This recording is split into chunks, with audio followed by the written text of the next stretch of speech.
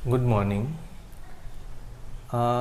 હવે આપણે આ જે સાયક્લિક મોશન અને રોટેશનલ મોશનના છેલ્લા ટૉપિક ઉપર છીએ કે જેમાં આપણે કોઈ પણ પદાર્થની રોટેશનલ એટલે કે ચાક ગતિ પણ થતી હોય અને રેખીય ગતિ પણ થતી હોય, એટલે કે ટ્રાન્સલેશનલ પ્લસ રોટેશનલ મોશન થતી હોય એવા આપણે પ્રશ્નો લેવાના થાય અથવા તો એની થિયરી આપણે સમજવાની થાય. હવે આ પાર્ટ આ ચેપ્ટરમાં થોડો ડિફિકલ્ટ ભાગ છે. તમે જો 11th આપણે ચોપડી જોઈ હોય તો એમાં ઢાળવાળા અથવા ઢાળ ઉપર જુદા જુદા પદાર્થોની રેખીય ગતિ પણ આપણે લીધેલી અને એની ચાક ગતિ પણ લીધેલી છે. અને ઘણીવાર આપણે એવું કરીએ છીએ કે એમાં રેડિયસ ઓફ જાયરેશન લઈને આપણે આવા સૂત્રો મેળવી લેતા હોઈએ, પણ ઢાળ એક જ એવી વસ્તુ નથી કે જેમાં ચાક ગતિ અને રેખીય ગતિ બે સાથે થતી હોય. એનાથી આપણે થોડા સહેલા કેસ લઈને પણ સમજી શકાય. આપણે આપણી ટેક્સ્ટબુકમાં એવો કોઈ સેપરેટ પાર્ટ નથી બનાવેલો અથવા એનસીઆરટી ટેક્સ્ટબુકમાં સેપરેટ પાર્ટ નથી બનાવેલો, બટ હેલિડેની ચોપડીમાં બહુ સારી રીતે આ ડિસ્કશન કરેલી છે. ઇવન એચ.સી. વર્મામાં પણ બહુ સારી રીતે આની ડિસ્કશન કરેલી છે. એટલે આપણે શરૂઆત એવી રીતે કરવી જોઈએ કે જેથી કરીને તમને એ કોન્સેપ્ટ ક્લિયર થઈ જાય કે રેખીય અને ચાક ગતિ સાથે આવે એ કેવી રીતે એવા પ્રશ્નોને આપણે સોલ્વ કરી શકાય. બરાબર, તો હવે આપણે આવા પ્રશ્નો લેવાની વાત કરશું. એક બીજી વાત કે જ્યારથી આપણે આ ઓનલાઈન લેક્ચર લઈએ છીએ અથવા તો લોકડાઉન પછી જે ઓનલાઈન લેક્ચરની સિરીઝ બનાવેલી છે તો એમાં આપણે આ ચાક ગતિ, રોટેશનલ મોશન, પછી law of conservation of angular momentum, impulse, આવી બધી ચર્ચાઓ કરેલી છે. એટલે મારા ખ્યાલથી એ ડિસ્કશન એટલી બધી મોટી છે કે તમારી નોટબુક આખી મારા ખ્યાલથી જો રેગ્યુલર સ્ટડી કરેલો હોય તો એક નોટબુક અથવા તો આશરે 50 જેવા પેજીસ તો ભરાઈ જવા જોઈએ. તો એવી પણ ઈચ્છા છે કે તમે જો નોટબુક બનાવેલી હોય તો મને નોટબુકના પેજીસનો ફોટોગ્રાફ્સ લઈને વોટ્સએપમાં મોકલશો તો મને ખ્યાલ આવશે કે તમે આખું વર્ક પરફેક્ટ કરેલું છે કે નહીં. તો બને તો નેક્સ્ટ ટાઈમ આપણી જે નોટબુક જે તમે બનાવેલી છે, પોઈન્ટ્સ છે, જે કંઈ પણ દાખલા મેં ગણાવ્યા કે હોમવર્કમાં આપ્યા એ બધાનું તમે એક નોટબુકના ભલે જેટલા ફોટોગ્રાફ્સ થાય એ બધા ફોટોગ્રાફ્સ મને વોટ્સએપમાં કેવી રીતે બને તો મોકલો તો ખ્યાલ આવે કે તમે નોટબુક પરફેક્ટ બનાવેલી છે કે નહીં. બરાબર, ઓકે. તો આજે હું જે કહેવા માગું છું કે એવી વસ્તુ આપણી પાસે હોવી જોઈએ કે જેની અંદર તમને રોટેશનલ મોશન અને ટ્રાન્સલેશનલ મોશન સહેલાઈથી ખબર પડી જાય. એટલે ધારી લો કે એક પૈડું ફરે છે અથવા તો આ પંખો છે, બરાબર. તો પંખાની ગતિ જે થશે, પંખો ધારો કે આવી રીતે ઓમેગા જેટલી કોણીય ઝડપથી પરિભ્રમણ કરે છે, તો પંખાની ગતિ કેવી કહેશો? પ્યોર રોટેશનલ મોશન કહેશો. કેવી કહેશો? Pure rotational, purely rotational motion કહેશું. બરાબર. અને એવી રીતે અમુક વસ્તુ ધારો કે ક્રિકેટનો બોલ તમે આમ ફેંક્યો છે તો આ કેવી ગતિ કહેવાશે? Pure translational.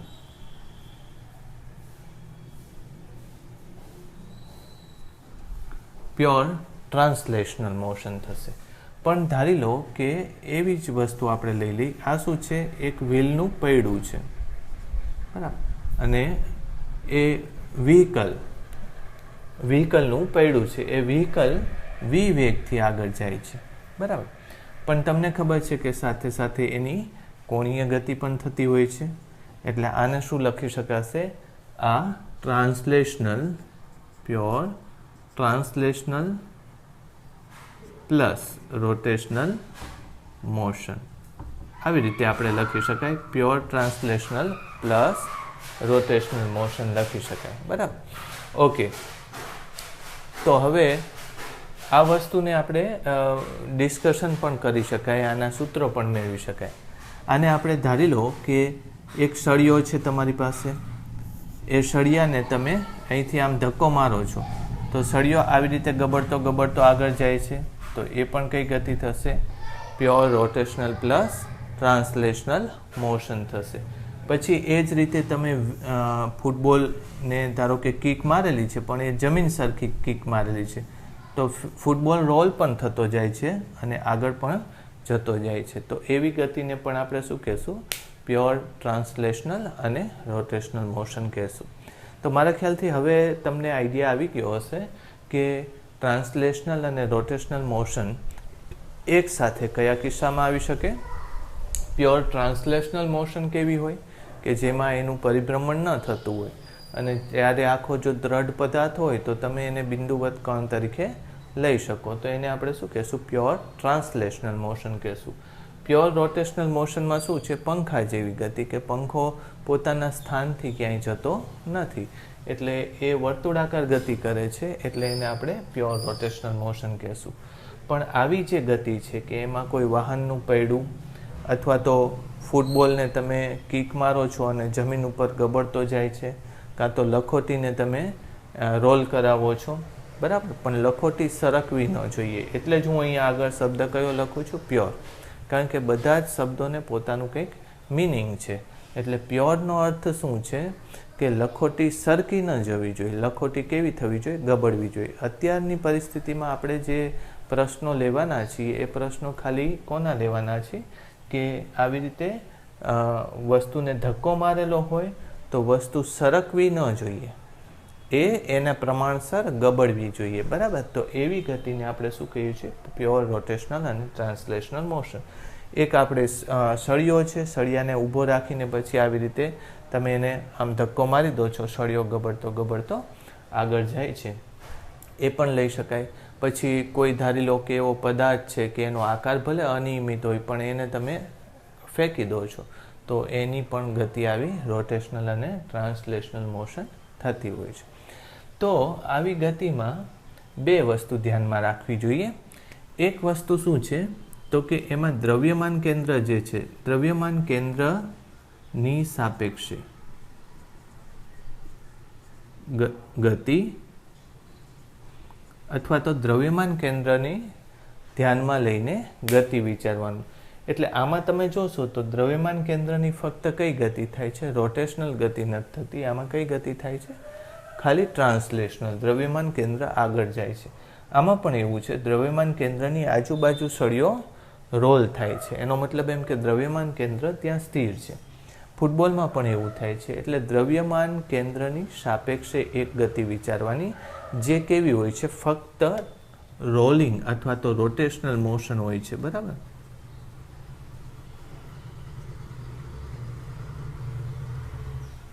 जे फक्त रोटेशनल मोशन होय छे बराबर। अने बीजुं आपणे ए विचारवानुं के तंत्र जे छे तंत्रना द्रव्यमान केंद्र जे बने एनी सापेक्षनी गति विचारवानी अथवा तो एनी सापेक्षे गति ध्यानमां लेवानी। एटले तंत्रना द्रव्यमान केंद्रनी सापेक्षे गति। तमे जो आ बे वस्तु सरखी रीते समझी जाओ तो तमने प्रश्नो हल करता आपोआप आवड़ी जशे। आनी वात करीए तो तंत्रनुं द्रव्यमान केंद्र आ छे बराबर अने ए सळियानुं पण द्रव्यमान केंद्र छे। पछी सळियो आम आगळ जतो रहे छे पण तंत्रनुं द्रव्यमान केंद्र क्यां हतुं? त्यां ज हतुं बराबर। एटले ए संजोगोमां आपणे आगळनी चर्चा ध्यानमां लेवी। पण हुं तमने एक बे उदाहरण आपीश तो तमने ए स्पष्ट समज पड़ी जशे के आपणे शेनी वात करवा जई रह्या छीए बराबर। तो अत्यारे आटली वस्तु तमे नोंध करी लो के प्योर रोटेशनल मोशन कोने कहेवाय, प्योर ट्रांसलेशनल मोशन कोने कहेवाय, पछी प्योर रोटेशनल अने ट्रांसलेशनल मोशन कोने कहेवाय। ए आवी गतिनी चर्चा करवा माटे आपणे कई बाबतोनी ध्यानमां राखवी जोईए ए बे मुद्दाओ लखी नाखो तमे बराबर। पछी आपणे एकादुं उदाहरण लईने समजीए आपणे राइट।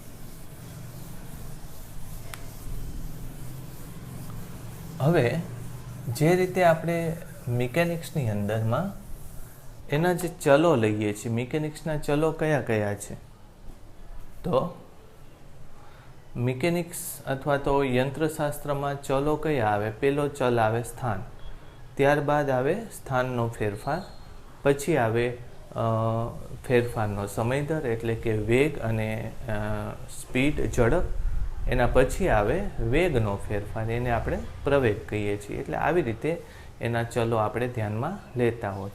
તો ટ્રાન્સલેશનલ અને રોટેશનલ મોશનમાં T+R ગતિમાં સ્થાન, હું આ બહુ શોર્ટમાં લઈશ એટલે એક જ વાર લેશું અને પછી તમને ક્લિયર થઈ જશે કે એમાં સ્થાન કેવી રીતે મેળવી શકાય. ધારી લો કે આપણે આગળનું પૈડાનું જ ઉદાહરણ આપીએ. ધારો કે ઓમેગા જેટલી કોણીય ઝડપથી પૈડું ગતિ કરે છે અને આ બિંદુ છે એને આપણે એ બિંદુ કહીએ સમજવા માટે, બરાબર.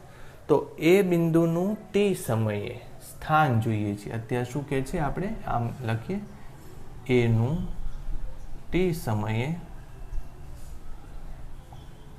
સ્થાન, બરાબર. આ વસ્તુ લેવું છે. હવે મેં તમને કીધું હતું કે પહેલાં તો શું વિચારો કે સેન્ટર ઓફ માસને ધ્યાનમાં રાખો. દ્રવ્યમાન કેન્દ્ર ક્યાં છે? તો દ્રવ્યમાન કેન્દ્ર આ છે. એટલે પહેલું ક્વેશ્ચન તમે એ પૂછો કે t સમયે એ દ્રવ્યમાન કેન્દ્રથી ક્યાં જતો રહ્યો હશે, બરાબર. એટલે આજે આને આપણે લખીએ સેન્ટર ઓફ માસ. દ્રવ્યમાન કેન્દ્રથી ક્યાં ગયો હશે?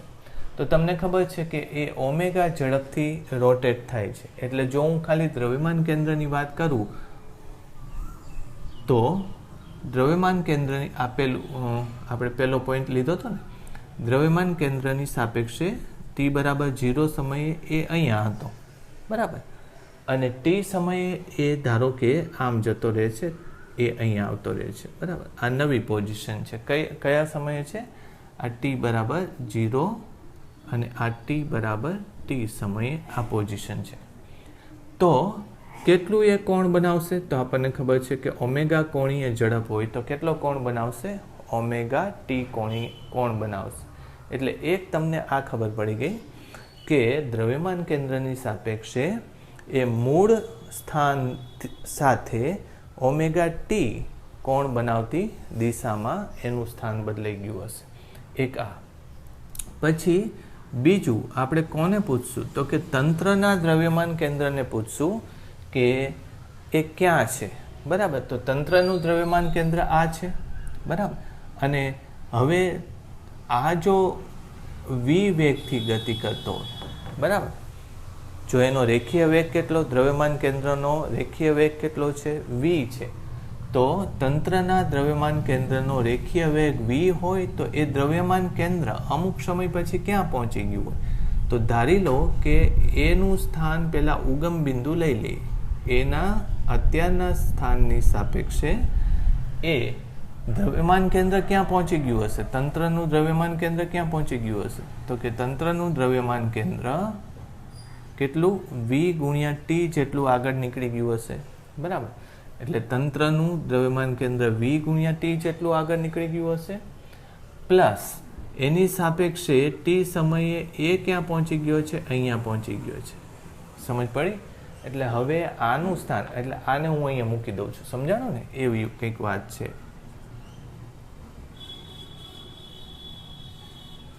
આવી કંઈક વાત છે ઓમેગા t.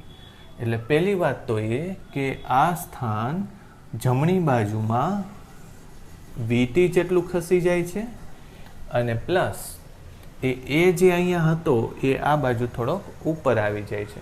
તો એ તો તમને ખબર પડી જશે કે આ જો ઓમેગા t હોય તો આ ભાગ શું થશે? આટલો ભાગ શું થશે? તો કે એ ભાગ થશે ઓમેગા t, સોરી એની ત્રિજ્યા લેવી પડશે ને. આની ત્રિજ્યા કેટલી છે? r. એટલે આ r ત્રિજ્યા છે. તો r cos થીટા આટલું થાય અને r sin થીટા આટલું થાય. એટલે આને શું લખશો? r sin theta. થીટા એટલે ઓમેગા t. એટલે એનો x ઘટક શું આવશે? એનો x ઘટક ટી સમયે એક્સ ઘટક કયો આવશે? તો કે VT minus R sine omega T. સમજ પડી? આખું આ વીટી છે, આટલું એમાંથી સબટ્રેક્ટ કરો એટલે VT minus R sine omega T આવે. વાય ઘટક લેવો છે, બરાબર? તો વાય ઘટક આટલો આવ્યો કહેવાય, બરાબર? તો તમને ખબર છે કે આ આખું આર છે, આ કેટલું થાય? આર કોસ ઓમેગા ટી, એટલે R minus R cos omega t એનો વાય ઘટક થશે, R minus R cos omega t. ફરીથી એકવાર જોઈ લો શું કર્યું આપણે. મેં પહેલો પ્રશ્ન શું પૂછ્યો તમને? દ્રવ્યમાન કેન્દ્રની સાપેક્ષે ગતિ વિચારવાની. તો દ્રવ્યમાન કેન્દ્રની સાપેક્ષે એ બિંદુ ઓમેગા ટી કોણે જતો રહ્યો છે.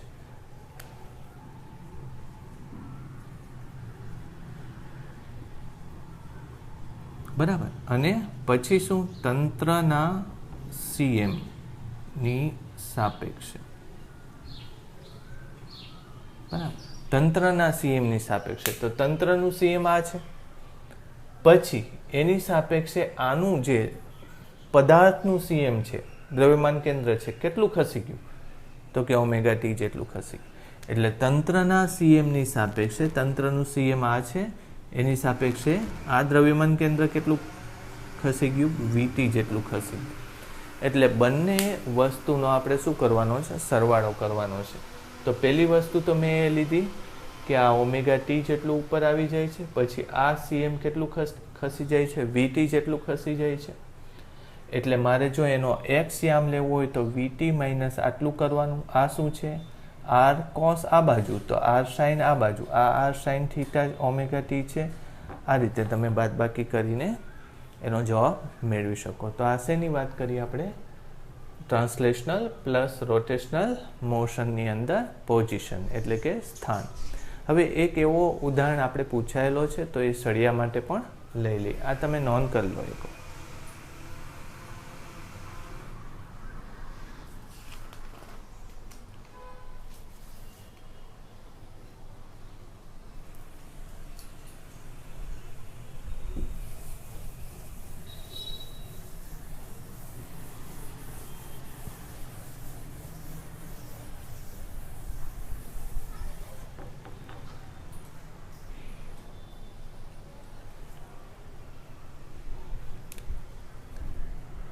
એક સળિયો આવી રીતે આપેલો છે, બરાબર? અને એને આ રીતે ધક્કો મારી દેવામાં આવે છે, એટલે આ ઓમેગા જેટલી કોણીય ઝડપથી એ સળિયો રોલ થવા લાગે છે. પછી સળિયો આ વસ્તુ ઉપર સપાટી ઉપર પડે, તો ત્યારે આપણે સળિયાનો કોઈ એક બિંદુનું સ્થાન લેવું છે. એટલે જો આ જ બિંદુ લઈએ કે આ એ બિંદુ હતું, તો એ બિંદુનું સ્થાન લેવું છે, બરાબર? કેટલા સમય પછી? તો ટી સમય પછી. એટલે ટી એનું સ્થાન ટી સમયે કેટલું, બરાબર? આવું લેવું છે. તો મેં તમને કીધું એ જ વસ્તુ આપણે અહીંયા પાછી ડિસ્કશનમાં લેવી પડશે. સળિયાની લંબાઈ ધારી લો કે એલ છે. આ ક્વેશ્ચન આવેલો છે, ઓલિમ્પિયાડમાં આવેલો છે. આમાં કંઈક ડેટા હતા, પણ હું ડેટા નથી લેતો. એની જગ્યાએ ખાલી આપણે એલ અને એલ ઓમેગા અને વીના સ્વરૂપમાં આપણે ડિસ્કશન કરવાની છે. એટલે આ બાજુનો વેગ ધારી લો કે કેટલો છે? વી જેટલો છે, બરાબર? તો મેં તમને પહેલી જ વાત કરી કે દ્રવ્યમાન કેન્દ્રની સાપેક્ષે સળિયો પહેલાં આમ હતો, સળિયો આમ હતો, અને હવે દ્રવ્યમાન કેન્દ્રની સાપેક્ષે સળિયો ઓમેગા ટી જેટલો ફરી ગયો હશે, બરાબર? તો હવે આપણે એનું સ્થાન આ જગ્યાએથી આ જગ્યાએ ગયું છે, બરાબર? એટલે જો તમે, આપણને ખબર છે આગળના અનુભવ ઉપરથી આટલી વસ્તુની જરૂર પડશે, તો આ ભાગ કેટલો છે? તો કે આ L/2 થશે. તો શું થશે? આ L/2 સાઇન ઓમેગા ટી થશે. અને સળિયો કેટલો ઉપર આવ્યો હશે, બરાબર? તો આટલી લંબાઈ L હતી, એમાંથી આ L cos θ બાદ કરવાની છે. એટલે જો હું આટલી ઊંચાઈ લેવા જાઉં તો આ શું થશે? L માઇનસ L/2 cos, નહીં સોરી, L નથી, L/2 જ છે. L/2 minus L/2 cos omega t આવું થશે. બરાબર, બહુ સહેલું છે. ઓકે, હવે દ્રવ્યમાન કેન્દ્રની સાપેક્ષે વિચારો તો એ સળિયો સ્થાન આ હતું, દ્રવ્યમાન કેન્દ્ર કેટલું ખસી ગયું? તો કે VT જેટલું ખસી ગયું. બરાબર, તો આખો એનું પોઝિશન લેવા જાઓ, એનું સ્થાન લેવા જાઓ તો એનું t સમયે સ્થાન, તો શું થશે? એમાં L જો લેશું તો સળિયો આવી રીતે તમે t સમયે વિચારો કે VT અંતર આવી ગયું, પછી હોવો જોઈએ આ રીતે, પણ છે આ રીતે, અહીંયા છે. એટલે આનો x ઘટક કેટલો થશે? તો કે VT minus L/2 sin omega t, પછી આટલી ઊંચાઈ લેવાની છે તો એ કેટલી થશે? L/2 minus L/2 cos omega t. તો આ એનું પોઝિશન અથવા તો સ્થાન આવશે. વાત સમજાણી? એટલે આવી રીતે સ્થાન માટેની કેલ્ક્યુલેશન કરી શકાય. બરાબર, આને નોંધ કરી લો. આ મારા ખ્યાલથી ઓલિમ્પિયાડનો પ્રશ્ન છે.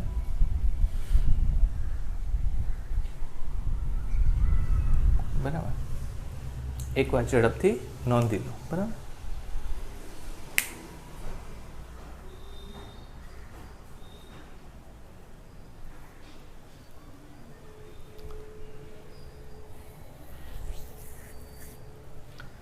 હવે આને જ આપણે થોડો ચેન્જ કરી નાખીએ. આ બિંદુનું B બિંદુ છે આ, તો એનું સ્થાન t સમયે, તો B નું સ્થાન t સમયે તમારે મેળવવાનું છે. આ તમારો હોમવર્ક છે. બરાબર, B નું સ્થાન t સમયે મેળવવાનું છે.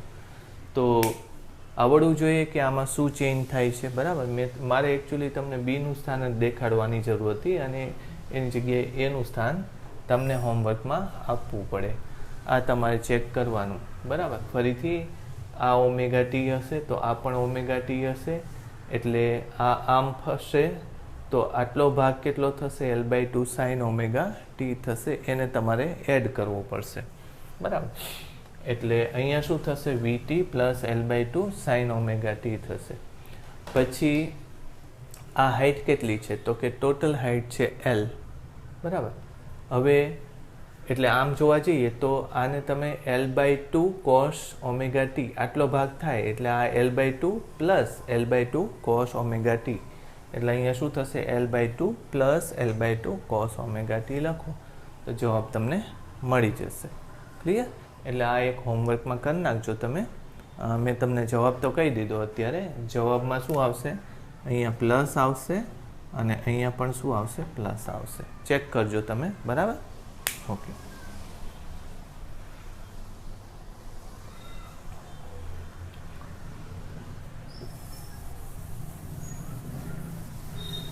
હવે અત્યારે સ્થાનની જે વાત કરી એમ જ અહીંયા વેલોસિટી અથવા તો સ્થાનની જગ્યાએ શું લખી નાખીએ? ઝડપ અથવા તો વેગ.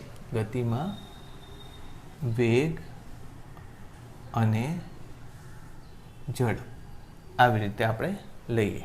બરાબર, ઓકે. તો એની માટે એક એક્ઝામ્પલ લઈ લઈએ. ધારી લો કે આ A બિંદુ છે, B, C અને D લઈએ.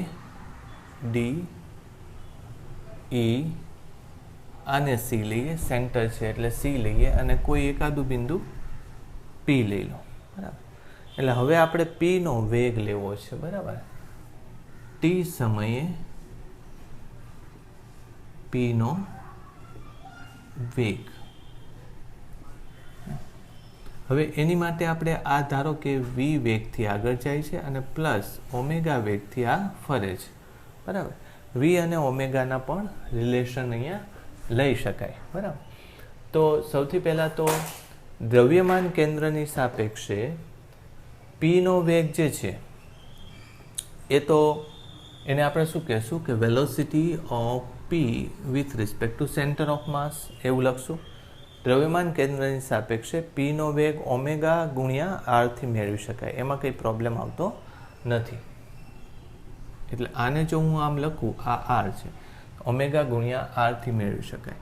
આને શું લખી શકાય તો કે velocity of P minus velocity of C, આવું થશે. જો આપણે પ્રોબ્લેમ કેવી રીતે સોલ્વ કરીએ છીએ તો કે દ્રવ્યમાન કેન્દ્રની સાપેક્ષે પીનો વેગ કેટલો થાય, સીની સાપેક્ષે પીનો વેગ, એને શું લખશું, સી કેટલો થાય, ઓમેગા ગુણ્યા આર એવો થશે. એટલે પી બિંદુનો સીની સાપેક્ષનો વેગ કેટલો થવાનો છે, ઓમેગા ગુણ્યા આર, એ ખબર છે. પણ મેં પૂછ્યું છે શું કે ટી સમયે પીનો વેગ પૂછ્યો છે, એટલે ટી સમયે પીનો વેગ આ થશે, બરાબર. એટલે એને શું લખી લેશો, VP is equal to VPC plus VC. પણ આ સદીશો છે, યાદ રાખજો, કારણ કે આપણે જે સાપેક્ષ વેગ લેતા હોય ત્યારે શેના સ્વરૂપમાં લખવું જોઈએ, સદીશના સ્વરૂપમાં લખવું જોઈએ. એટલે આને આપણે સૂત્ર નંબર 1 કહી દઈએ. વીપી ઓફ સી એ તો ખબર છે, એનું મૂલ્ય કેટલું છે, ઓમેગા ગુણ્યા આર. પણ એ કઈ બાજુ હશે તો એ આ બાજુ હોવાનું, બરાબર. આમ કંઈક વેગ હશે એનો, એટલે આ વીપી સી વેગ છે. અને વીસી વેગ કઈ બાજુ છે તો કે વીસી વેગ આ બાજુ છે. એટલે જો હું અહીંયા દોરું તો એની આકૃતિ કંઈક આવી થશે કે વીપીસી અને આ વીસી, બરાબર. હવે આ બેના આપણે વેગનું સરવાળો લેવાનો થાય, બરાબર. એટલે આમ તમને ખબર તો પડી ગઈ છે કે આમાં થશે શું તો કે જો વી વેગ આપેલો હોય, વી ઓફ સી શું વેગ છે તો એને આપણે વી લખી લઈએ. એટલે અત્યારે જો હું લખું ઓમેગા ગુણ્યા આર, બરાબર. પણ મારે કંઈક અહીંયા સદીશ લેવો પડશે, એન સદીશ લેવો પડશે, પ્લસ એન સદીશ કઈ દિશામાં છે, આ દિશામાં છે. અને ઓમેગા સી એ કેટલો વેગ છે, વી, અને એની દિશા ધારી લો કે આઈની તરફ છે, અથવા તો એમ સદીશ લઈ લો, કારણ કે અત્યારે આ દિશા લીધી, ક્યાંક કદાચ આમ નીચે જતું હોય, આમ પણ જતું હોય. એટલે આ રીતે એનો સરવાળો થાય. એનું જો મારે મૂલ્ય લેવું હોય તો મૂલ્ય મને મળી જાય કેટલું તો કે વીપી બરાબર કેટલું થશે તો કે omega square R square plus V square plus omega 2 omega R V, આવું થશે. ઓમેગા આર ગુણ્યા વી અને કોસ બેની વચ્ચેનો ખૂણો. બેની વચ્ચેનો ખૂણો એટલે અત્યારે હું આમ એક પોઈન્ટ દોરી નાખું. આ ખૂણો જો થીટા હોય, બરાબર, કોની સાથેનો તો કે સમક્ષિતિજ દિશા સાથેનો ખૂણો થીટા હોય તો બેની વચ્ચેનો ખૂણો એટલે આ થયો. આ ખૂણો કેટલો થશે તો કે 90 માઇનસ થીટા એવું થશે. એટલે cos 90 minus theta, cos 90 minus theta આવું થશે, બરાબર, એનો રૂટ. એટલે આવું કંઈક આવશે. જોજો ફરીથી, ધારી લો કે પી બિંદુનું સ્થાન અત્યારનું સમક્ષિતિજ દિશા સાથે કેટલું છે, થીટા છે. તો આ ખૂણો થીટા થશે, તો આ ખૂણો 90 માઇનસ થીટા થશે. અને આ દિશા કોની છે, વીની દિશા છે. આ દિશા વીસીની દિશા છે. આ દિશા વીપીસીની દિશા છે. એટલે આ થશે 90 માઇનસ થીટા. એટલે એનું જો મૂલ્ય જ લેવાનું હોય છે, આપણે દિશા મોટા ભાગે આવતી નથી. એટલે આ બેનો જો સરેરાશ તમે રિઝલ્ટન્ટ સમતુલ્ય વેગ લેશો તો આ કેટલો થયો ઓમેગા આર. એટલે ઓમેગા સ્ક્વેર આર સ્ક્વેર એ સ્ક્વેર પછી બીજાનો વર્ગ પ્લસ 2 આમાં 2 છે ને 2 પછી પહેલો મૂલ્ય ગુણ્યા બીજું મૂલ્ય cos 2 વચ્ચેનો ખૂણો 2 વચ્ચેનો ખૂણો એટલે કેટલો થાય છે 90 માઇનસ થીટા હજી એક એને જો સાદું રૂપ આપીએ તો omega square r square plus v square plus 2 omega r v sine theta આવું લખી શકાય ક્વેશ્ચન એવો થાય કે આ v અને ઓમેગા r ને કોઈ રિલેશન ખરો બરાબર v અને ઓમેગા r ને કોઈ રિલેશન ખરો તો એ આપણે જોશું પણ એ રિલેશન અત્યારે મૂકવાનું કારણ કે v તમને આપી દીધેલો હોય કે v આટલી ઝડપથી એનું રેખીય વેગ થાય છે અને આટલી ઝડપથી એનો કોણીય વેગ થાય છે હકીકતમાં જો ખાલી પ્યોર રોટેશનલ મોશન હોય તો v અને r નો સંબંધ મેળવી શકાય બરાબર એટલે અહીંયા જો આપણે લખીએ કે પ્યોર રોટેશનલ મોશન હોય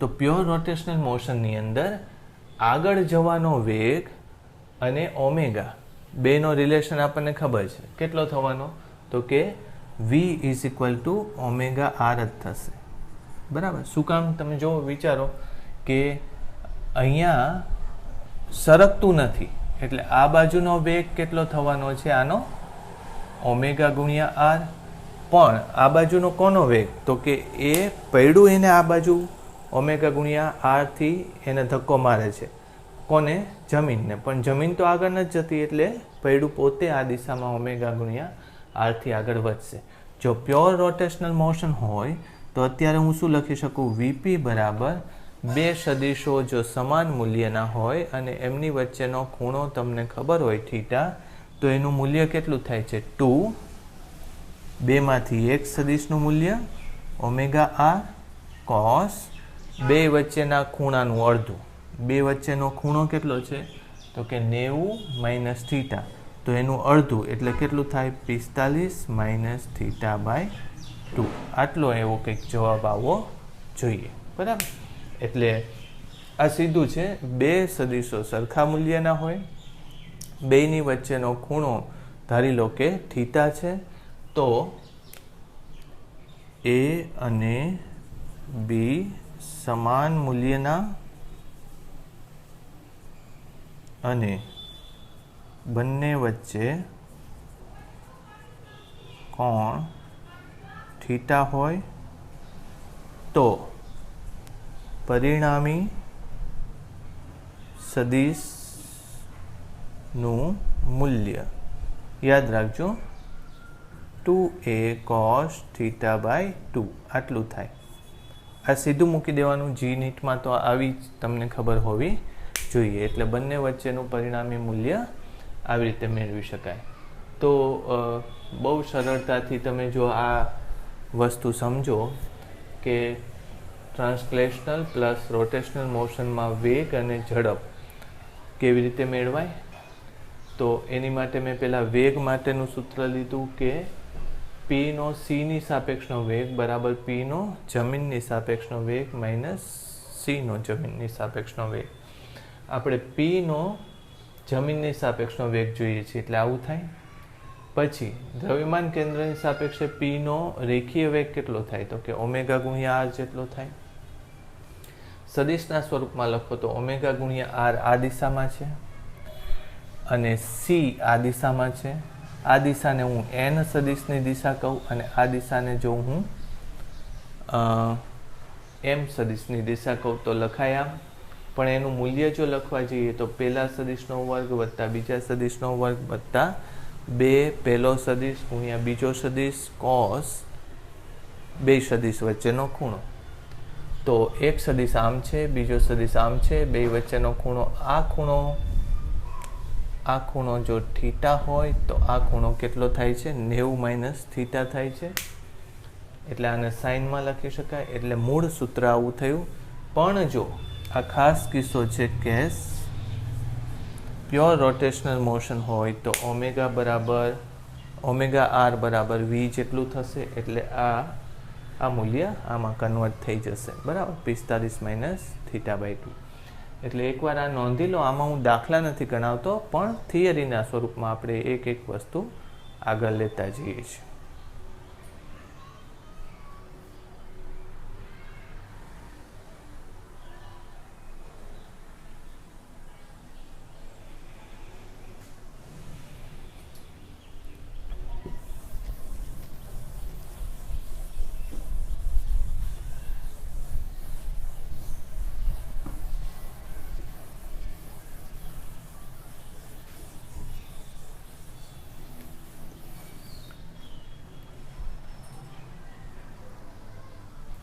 જ્યારે આપણે આટલું લઈ લીધું તો આપણે નાના નાના કેસીસ જે ઘણીવાર વારંવાર પૂછાતા હોય છે એવા કેસીસ આપણે ટેક્સ્ટબુકમાં એકાદી થિયરી હતી મારા ખ્યાલથી એનસીઆરટી અને એના જૂના પાર્ટમાં પણ હતી. તો એમાં વેગના મૂલ્યો આપણે સીધા જ લઈ લઈએ. બરાબર. આ કઈ ગતિ લેશું?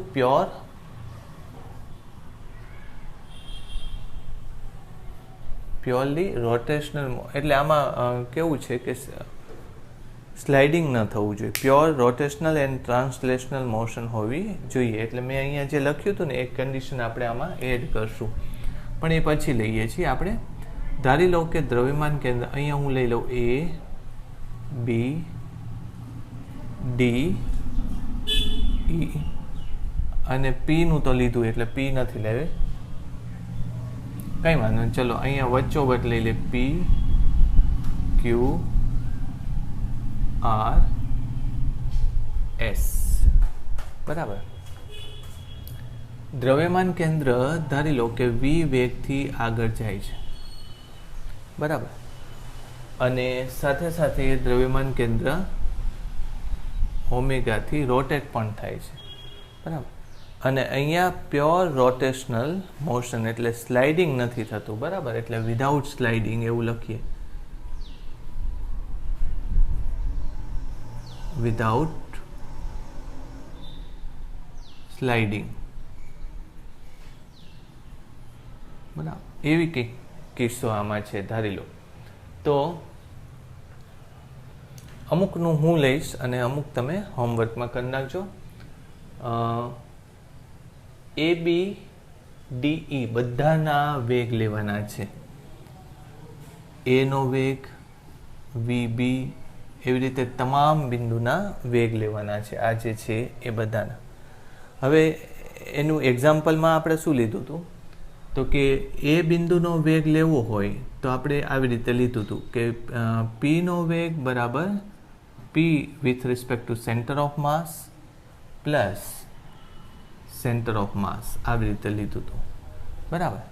અને જો બહુ સરળતાથી કહીએ તો સેન્ટર ઓફ માસનો વેગનું મૂલ્ય અને સેન્ટર ઓફ માસના વેગનું મૂલ્ય અને એ જે તે કણના વેગના મૂલ્યનો સદિશ સરવાળો કરવાનો છે. વેગનો સદિશ સરવાળો કરવાનો છે ને પછી એનું મૂલ્ય લેવાનું છે. તો હવે એ બિંદુ માટે હું સીધું જ લખું તો એનો વેગ કેટલો થશે? બરાબર. મારા ખ્યાલથી અંધારું છે, વરસાદ શરૂ થયો છે એટલે અંધારું લાગતું હશે. એવું હશે તો હમણાં લાઇટ કરીએ. તો એમાં શું આવશે? એનો પોતાનો વેગ પણ આ દિશામાં છે અને C નો વેગ આ દિશામાં છે. આ બેનો આપણે સદિશ સરવાળો કરવાનો છે. એટલે કેટલો થશે? બે એક જ દિશામાં છે એટલે એ વેગ કેટલો થશે? 2v થશે. બરાબર. પછી B નો વેગ, તો B નો પોતાનો વેગ આ દિશામાં છે અને દ્રવ્યમાન કેન્દ્રનો વેગ આ દિશામાં છે. આ બે લેવાના છે. એટલે ત્યાં શું કરશો તમે? તમને ખબર છે કે આનો વર્ગ ને આનો વર્ગ જ કરવાનો ને, લંબ હોય તો બે એકબીજાને લંબ છે એટલે પહેલાનો વર્ગ વત્તા બીજાનો વર્ગ અને એનું રૂટ એટલે કેટલું થશે? √2v. આવું થશે. બરાબર. D હવે આવડી જશે તમને. જુઓ જોઈ, D નો વેગ પોતાનો વેગ આ દિશામાં છે અને આનો વેગ આ દિશામાં છે. બંને એકબીજાથી વિરુદ્ધ દિશામાં છે એટલે એનું પરિણામી મૂલ્ય કેટલું થશે? 0.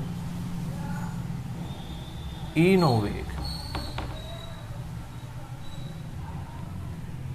ઈનો વેગ. બોલો, તો પોતાનો વેગ આ દિશામાં છે અને દ્રવ્યમાન કેન્દ્રનો વેગ આ દિશામાં છે, બે એકબીજાને લંબ છે, એટલે પરિણામી વેગ કેટલો આવે? √2v. સમજ પડી ગઈ? 4 વસ્તુ આવી ગઈ. હવે જો મારે p નો વેગ લેવો હોય એટલે એક્ઝેક્ટ કેટલાના ખૂણે છે? 45ના ખૂણે છે એવું વિચારો. બરાબર, તો 45નો ખૂણો હોય તો આ દિશા આની સાથે કેટલો ખૂણો બનાવે? 45. એટલે આ અને આની વચ્ચેનો ખૂણો કેટલો થાય? 45 છે ને. તો હવે એ કિંમત તમારે મેળવવી પડે. થોડી કોમ્પ્લિકેટેડ થશે પણ હું આમાં લખી દઉં તમને. મેં જો તમને યાદ હોય તો આવું લખ્યું હતું, વીપી બરાબર શું લખ્યું હતું? 2. બેમાંથી એકનું મૂલ્ય, એકનું મૂલ્ય એટલે v જ છે ને. બરાબર, બેમાંથી એકનું મૂલ્ય. હવે તમે જો વિચારો ને તો આ વેગ મેં v કેમ લઈ લીધો? કારણ કે જો વિધાઉટ સ્લાઇડિંગ એમાં v = ωr જ થાય. જો એ લસરી ન જતું હોય તો v = ωr જ થાય. એટલે આ બધાના વેગ મેં v જ લીધા, બધાના. બરાબર, અહીંયા આવું થશે. હા, તો હવે મેં છેલ્લે એક સૂત્ર લીધું હતું કે 2 × 2 માંથી 1 સદિશનું મૂલ્ય એટલે v. પછી શું લખ્યું હતું? cos બે સદિશ વચ્ચેના ખૂણાનું અડધું. બે સદિશ વચ્ચેના ખૂણાનું અડધું એટલે 45/2. આવું થાય, બે સદિશ વચ્ચેના ખૂણાનું અડધું. એટલે આવી રીતે કેલ્ક્યુલેશન થાય. જો કદાચ તમારે આને વધારે ડિટેલમાં લેવું હોય તો આને શું લખી શકાય છે? આમ લખીએ છીએ ને, cos θ/2 = cos² θ/2 = 1 + cos 2θ/2 થાય. એટલે જો આમ લખીએ તો આ રીતે થશે. બરાબર, તો આનો મૂલ્ય શું આવશે? 2v. cosની જગ્યાએ 1 + આની જગ્યાએ શું લખી શકાય? 1 + cos 2θ એટલે 45. cos 45 એટલે 1/√2/2 એનો રૂટ એટલે 2v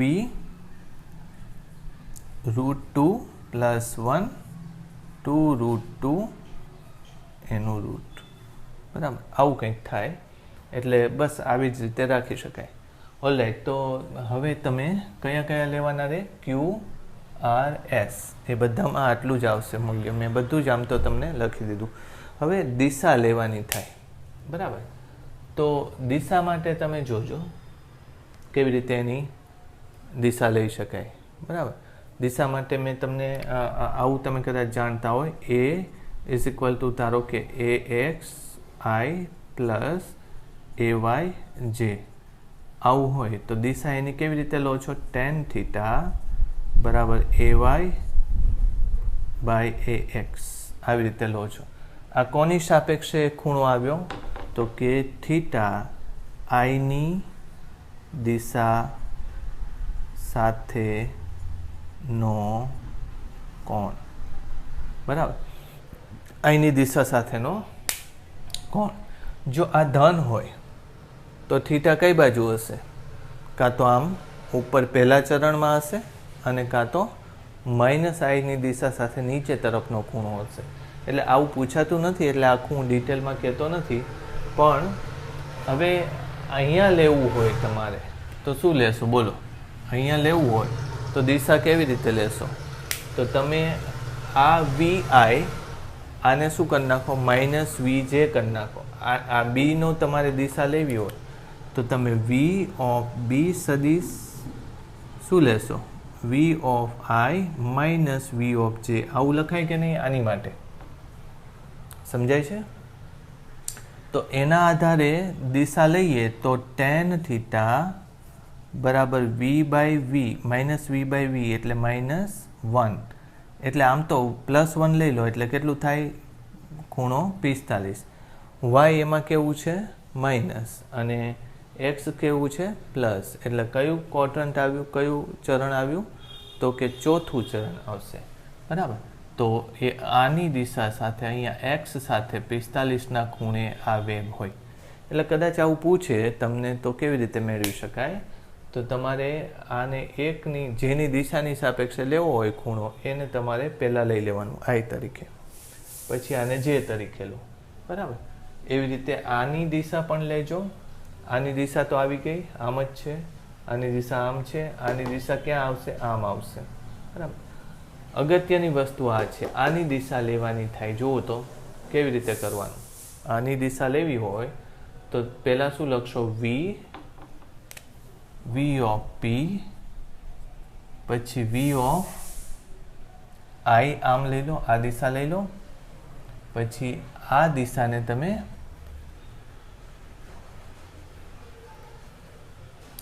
એની લંબ દિશા સાથે લેવું પડે. એટલે આ જે વી છે ને, આ વી છે, તો વીને લંબ દિશાનો ઘટક કયો થશે? તો કે વી cos 45.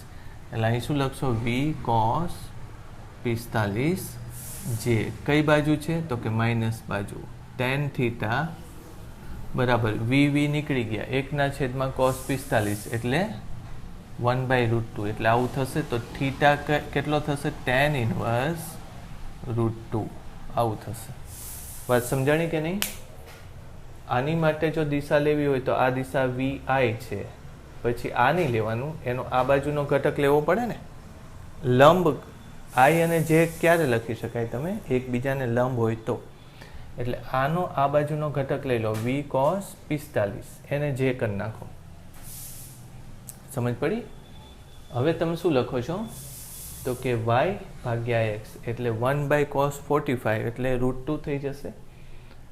તો tan થીટા બરાબર √2, તો થીટા બરાબર tan ઇન્વર્સ √2 ની દિશાવાળા પ્રશ્નો મોટા ભાગે આવતા નથી, પણ છતાંય આપણે સદીશો શીખેલા છીએ એટલે આમાં મારા ખ્યાલથી કંઈ પ્રોબ્લેમ આવવો જોઈએ નહીં. એટલે આ મેં આ રહીને એ દાખલો નથી, પણ આ સ્ટાન્ડર્ડ પાકું યાદ જ રાખવાનું કે કોઈ પૈડું ફરતું હોય તો એના ઉપરના પોઈન્ટની ઝડપ કેટલી થાય? 2v થાય. નીચેના પોઈન્ટની ઝડપ જે જમીનને સંપર્કમાં હોય એ કેટલી થાય? તો કે 0 થાય. આ બાજુની કેટલી થાય? √2v થાય. આ બાજુ કેટલી થાય? √2v થાય. આવી રીતે તમને આવડવું જોઈએ. મારા ખ્યાલથી આ કોઈ બુકમાં કાં તો જૂની ટેક્સ્ટ બુકમાં હતું અને કાં તો નવી NCERTમાં છે, બહુ એક્ઝેક્ટ યાદ નથી, પણ આ આવડવું જોઈએ, બરાબર. તો આ તમે મુદ્દાસર એક એક વસ્તુ તમારા શબ્દોમાં લખી નાખો, એન્ટ્રી કરી નાખો, બરાબર. સારું.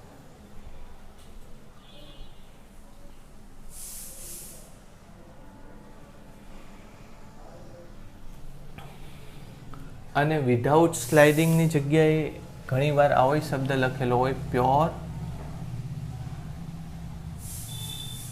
પ્યોરલી રોલિંગ મોશન, બરાબર. અથવા તો વિધાઉટ સ્લાઇડિંગ, બે શબ્દો લખેલા હોય, પ્યોરલી રોલિંગ મોશન અથવા તો પ્યોરલી મોશન વિધાઉટ સ્લાઇડિંગ.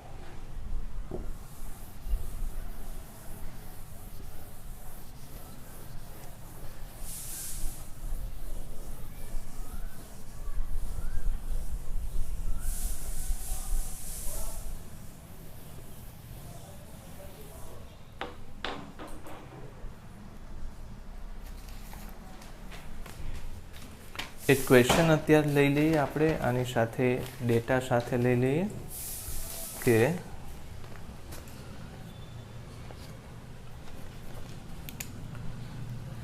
એક આવી રીતે ધારી લો કે આપણી પાસે પૈડું છે, 1 મીટર છે, પછી તમને એમ કહે છે કે 30 ડિગ્રીના ખૂણે કોઈ બિંદુ P છે, 30 ડિગ્રીના ખૂણે કોઈ બિંદુ P છે. આના દ્રવ્યમાન કેન્દ્ર 10 મીટર પ્રતિ સેકન્ડની ઝડપથી આગળ જાય છે. તો Pની ઝડપ અમુક સમય પછી લેવાની છે. સમય આપેલો છે, Pની ઝડપ જ લેવી છે આપણે, બરાબર. ઓકે.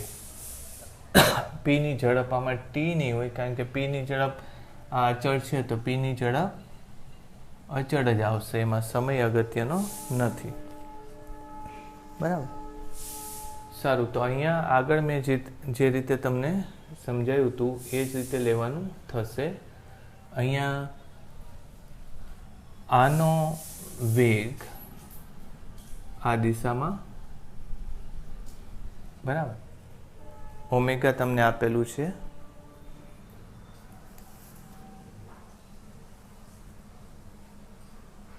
5 રેડિયન પર second. Omega is equal two 5 radian પર સેકન્ડ આવું આપેલું છે, બરાબર. એટલે સૌથી પહેલાં તો દ્રવ્યમાન કેન્દ્ર, સૌથી પહેલાં તો ઓમેગાની સાપેક્ષે આનો વેગ લેવાનો અને આનો રેખીય વેગ લેવાનો. તો પીનો વેગ બરાબર શું લખશો તમે? એક તો પોતાનો જ વેગ એટલે કે વીપીસી પ્લસ વીપી આવું લેવાનું, બરાબર. તો પહેલાં વીપીસી લઈ લઉં હું, વીપીસી. તો એ કેટલો એનો વેગ થશે સીની સાપેક્ષે? તો કે ઓમેગા ગુણ્યા આર. ઓમેગા ગુણ્યા આર, ઓમેગા કેટલો છે? 5 ગુણ્યા આર એટલે 1, એટલે 5 મીટર પર સેકન્ડ આટલો થયો. પછી વીપી તો સોરી વીસી છે. આ વીસી તો તમને ખબર છે, વીસી કેટલો છે? 10 મીટર પર સેકન્ડ, બરાબર. હવે આપણે પીનો, તો એમાં મેં તમને કીધું હતું કે વીપીસીનો સ્ક્વેર પ્લસ વીસીનો square plus 2 VPC VC cos બેની વચ્ચેનો ખૂણો અત્યારે લઈ લઈ એનું સ્ક્વેર રૂટ. હવે બેની વચ્ચેનો ખૂણો લેવાનો થાય. અત્યારે એક આ બાજુ છે અને એક આ બાજુ છે, બરાબર. તો બેની વચ્ચેનો ખૂણો કેટલો થાય? તો કે આ તો છે 90 અને આ કેટલું થશે? 60. એટલે બેની વચ્ચેનો ખૂણો કેટલો થશે? થીટા 90 પ્લસ 60, બરાબર. હવે આમાં કિંમત અને એ પણ લઈ લઈએ, cos theta, cos 90 plus 60 is equal two minus sign 60 is equal two minus √3/2, બરાબર. કિંમતો મૂકી દો એટલે જવાબ આવી જશે. વીપીસી એટલે 5 નો વર્ગ 25, વીસી 10 નો વર્ગ 100, પછી 2 5 10 અને માઇનસ √3/2, એટલે આ 2 નીકળી જશે. કેટલું થશે? 125 માઇનસ, જોજે આ 50 માઇનસ √3 સોરી 50 √3 આવો કંઈક એનો જવાબ આવવો જોઈએ, બરાબર, મીટર પર સેકન્ડ, બરાબર. તો આ એક ક્વેશ્ચન જે પૂછાયેલો છે, આવેલો છે ક્વેશ્ચન, એ મેં તમને એક્ઝામ્પલ આપ્યું કે 30 ડિગ્રીના ખૂણે પીનો વેગ કેટલો થશે, બરાબર. હવે હું અહીંયા ધારી લો કે સમય આપી દઉં. ધારો કે અત્યારે t બરાબર 0 થી t બરાબર 10 સેકન્ડ પછી, અથવા તો t બરાબર 10 સેકન્ડ પર વીપી શોધો. t બરાબર 10 સેકન્ડ પર વીપી શોધો. આ હોમવર્ક છે. એમાં શું કરશો તમે? તો કે 10 સેકન્ડે આ ક્યાં જતું રહ્યું હશે એ શોધવું જોઈએ, બરાબર. કેટલો વધારાનો? અત્યારે 30 નો તો ખૂણો છે, એટલે 10 સેકન્ડે આગળ કેટલો ખૂણો બનાવશે? તો તમે આ ઓમેગા ઉપરથી લઈ શકો કે ઓમેગા 5 રેડિયન છે. એનો મતલબ શું છે કે એક સેકન્ડમાં 5 રેડિયન જેટલો ઓમેગા ખૂણો બનાવી નાખે છે. તો આપણે 10 સેકન્ડ મેં તમને આપેલું છે, તો કેટલો વધારાનો ખૂણો બનશે 10 સેકન્ડમાં? કેટલો વધારાનો? તો થીટા ડેશ બરાબર 50 રેડિયન વધારાનું ખૂણો બનશે. એટલે 30 તો હતો જ ડિગ્રી. હવે બીજો ખૂણો કેટલો બનાવવાનો છે? અહીંયા ધારી લો કે આ કેટલો છે? 50 રેડિયન. 50 રેડિયનનો ખૂણો બનાવવાનો છે, બરાબર. તો એને કેવી રીતે લખશો? 50 રેડિયનને પાછું પાઈમાં કાં તો કન્વર્ટ કરી નાખો. રેડિયન જ છે પણ આને શું લખી નાખવાનું? π/6. એટલે 50 + π/6 એટલો ખૂણો આવે આ, બરાબર. અને પછી અહીંયા તમારે કેટલું લખવાનું? 90 + 50 + π/6. સમજો વાત આપણે શું કરીએ છીએ. મેં ક્વેશ્ચન થોડોક બદલી નાખ્યો. t = 10 સેકન્ડ પર વીપી શોધો. આ સ્થિતિ હતી એટલે 10 સેકન્ડ પછી પી અહીંયા નથી રહેવાનો. પી ક્યાં જતો રહેશે? આમ ઉપર. કેટલો ઉપર જતો રહેશે?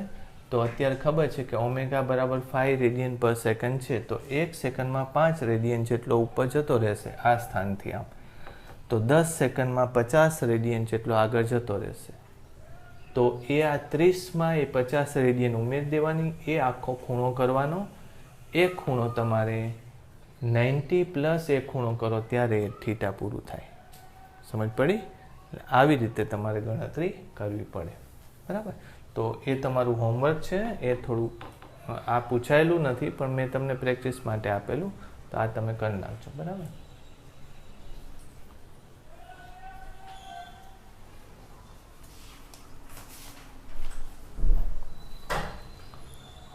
ઓકે, તો પછી હવે અત્યારે જે મેં 2 ટોપિક લીધા. પહેલો ટોપિક લીધો સ્થાનનો, ટ્રાન્સલેશનલ પ્લસ રોટેશનલ મોશન માટે.